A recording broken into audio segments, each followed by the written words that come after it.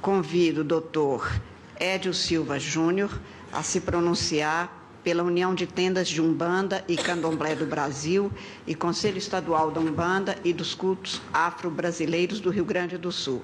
Vossa Excelência tem até 10 minutos para se pronunciar. Obrigado, presidente.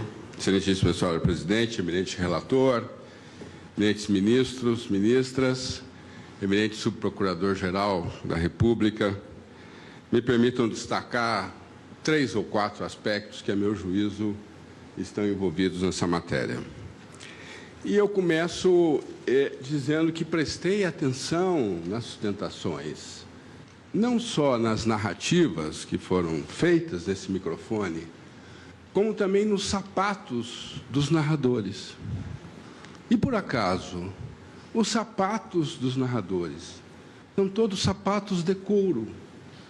Há aqui um fenômeno que talvez a psicologia chamasse esquizofrenia, em que você admite, em que você faz um discurso acalorado, entusiasmado em favor dos animais, calçando sapatos de couro.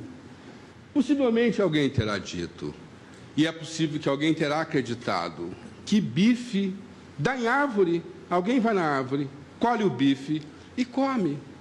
E eu começo com essa ironia para tentar aqui ilustrar o fato de que nós estamos tratando aqui de uma hipocrisia e estamos tratando aqui do que esta corte já chamou de racismo religioso.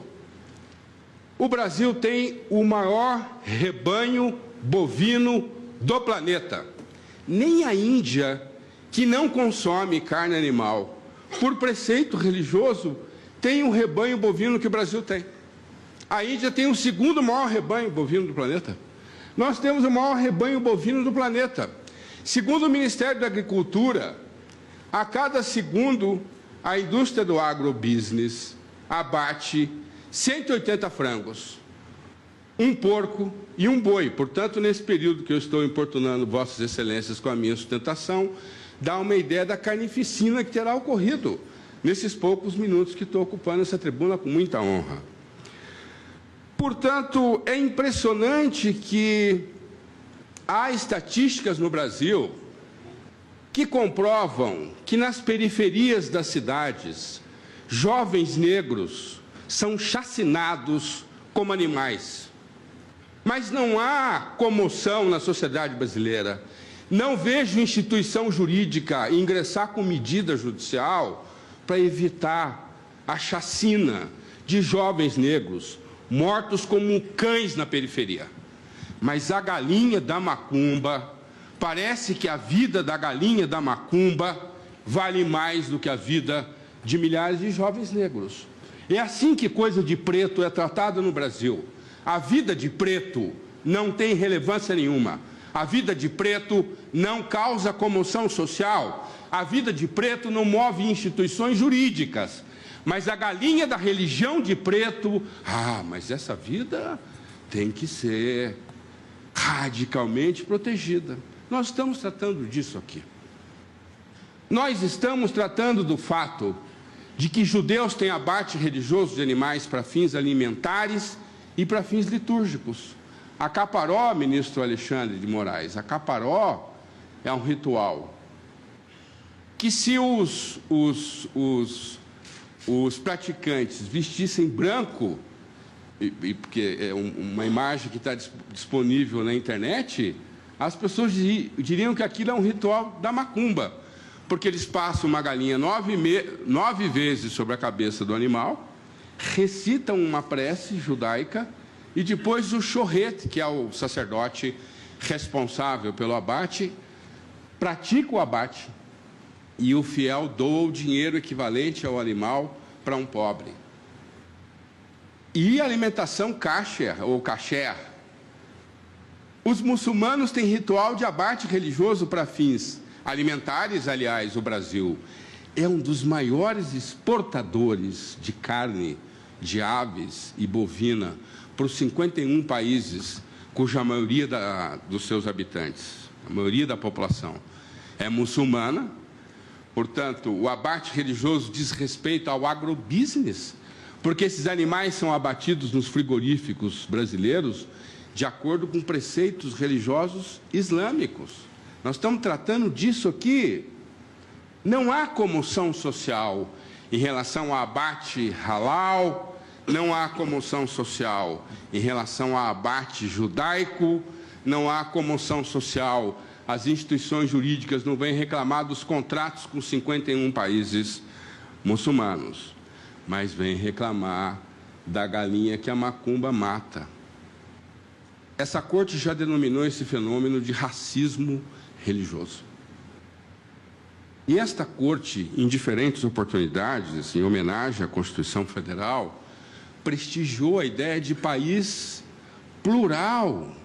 Por mais que alguns segmentos tenham dificuldade com essa ideia, nós somos uma rica geografia de identidades culturais, e eu li com muito interesse e com muita cautela os votos de Vossas Excelências na ação que versou sobre o ensino religioso.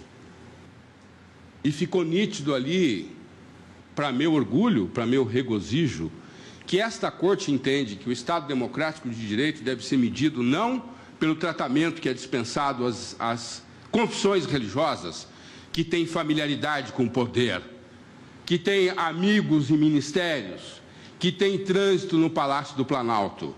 O Estado democrático de direito se mede pelo tratamento que o Estado dispensa às confissões que não têm familiaridade com o poder, mas nem por isso são menos portadoras de dignidade e são menos merecedoras de respeito do que qualquer outra religião.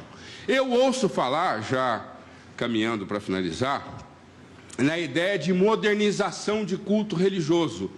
E fico pensando, qual é a instituição jurídica no Brasil que, em nome da modernização do culto religioso, mandaria uma carta para o Vaticano, reivindicando que o sangue representado na Eucaristia fosse substituído por suco de uva? Sim, em nome da modernidade. E quem sabe até alguns amigos que eu tive que começaram a carreira etílica nas sacristias, porque o padre associa o vinho a alguma coisa sagrada, não tivessem, em nome do princípio da proteção constitucional absoluta e integral da criança, alguns amigos meus não tivessem começado a carreira etílica nas sacristias. Entretanto, em nome da liberdade de culto, em nome da liberdade de crença, nós respeitamos o uso do vinho naquelas liturgias que utilizam bebida alcoólica pública na presença de crianças. É este mesmo respeito que as religiões afro-brasileiras vêm postular hoje nesta corte. Portanto, eu concluo dizendo da minha honra ocupar essa tribuna e requerendo, então, o desprovimento do recurso, ou que o recurso, na linha proposta pelo Ministério Público, seja provido parcialmente com a interpretação do dispositivo da lei estadual em conformidade com a Constituição. Muito obrigado.